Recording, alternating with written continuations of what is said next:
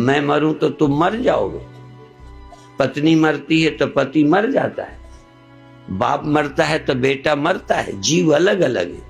और एक घर में सोता है तो सब सो जाते हैं, एक साथ सब लोग सोते नहीं, सबका जगना अलग, सबका सोना अलग, सबका रोग दोख बीमारी अलग।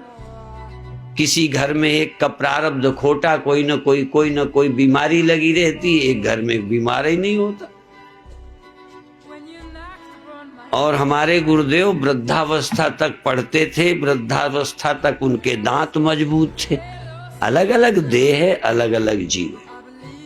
ये बात गणित की तरह मन में आज बिठा लो। जीव जीव अलग अलग है, अलग अलग कर्म फल भोग हैं। एक घर में इकट्ठे वालों के भी थोड़े पुण्य पाप अलग अलग हैं। यद्यपि एक परिवार या जिनसे आपका संबंध है, नौकर चाकर तक का जरूर कोई ना कोई संबंध है, उतने दिन के लिए मिलोगे, उतने दिन बाद बिछुड़ जाओगे। हम कर्म फल भोगने के लिए देह प्राप्त करते हैं।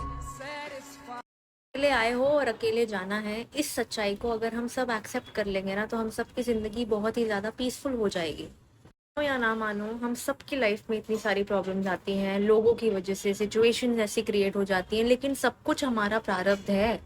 अगर आपको कोई परेशान कर रहा है, आपके घर में किसी से आपकी लड़ाई हो रही है, किसी के कारण आपको दुख या सुख मिल रहा है, तो वो आपके ही कर्म उनके साथ जुड़े हुए हैं, इसीलिए आपको वो सुख या दुख भोगना पड़ रहा है।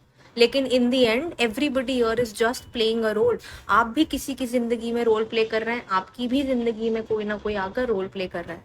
हमारा फ्री विल हमारे हाथ में सिर्फ इतना ही है कि हम अपने आप को कंट्रोल कर पाए, अपने सेंसेस को कंट्रोल कर पाए और खुद से कभी किसी को दुख ना पहुंचाए। अनजाने में हो गया तब तो क्या ही कर सकते हैं, लेकिन intentionally never to hurt anyone.